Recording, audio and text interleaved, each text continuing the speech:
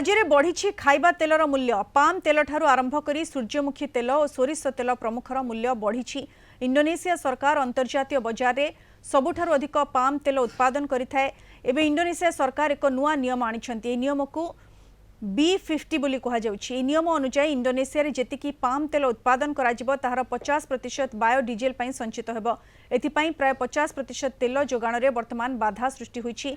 अंतर्जातीय बजार रे एहार अधिक चाहिदा जोगु पाम तेलर मूल्य वृद्धि होईछि। वर्तमान लिटर पिछा 10 टंका बढ़ी पाम तेल।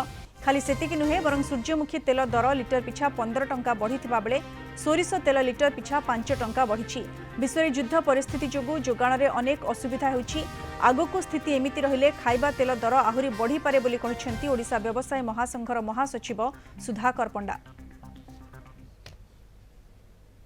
प्राय 30 ରୁ 40% तेल आम बाहर देश आमदानी करुचे। से मुख्यतः गोटे हूँ पामोलिन तेल, गोटे हूँ सनफ्लावर तेल, आउ गोटे हूँ सोयाबीन तेल। पामोलिन तेल आम इंडोनेशिया मुख्यतः इंपोर्ट करुए।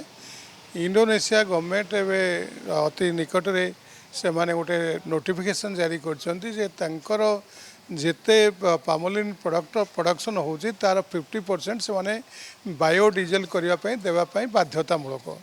तो ये अनुसार जो रिफाइन खाइबा तेल जो तेल अवेलेबल होगा कथा तार क्वांटिटी कमी जाऊँगी। नेक्स्ट आम मालयेशिया भी इंपोर्ट करुचे। मालयेशिया रेट हाई अच्छी।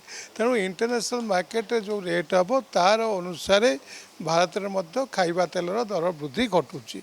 सेमती भारत में उत्पादित होता जो आभ्यंतरण उत्पादित तेल तापर चाप सृष्टि करुच्ची। डिमांड और सप्लाई भर गोटे बड़ गैप सृष्टि होची एवं से रेट बढ़ी जाऊँगी।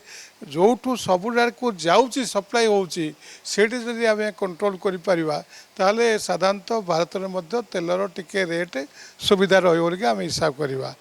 काली की कौन हम युद्धर स्थिति कौन हम ना मु कहीपरि ना आपण कहीपरि ना कहीं कहीपर ता निर्भर कर युद्धर स्थिति उपर आंतर्जातिक स्थिति उपर निर्भर कर।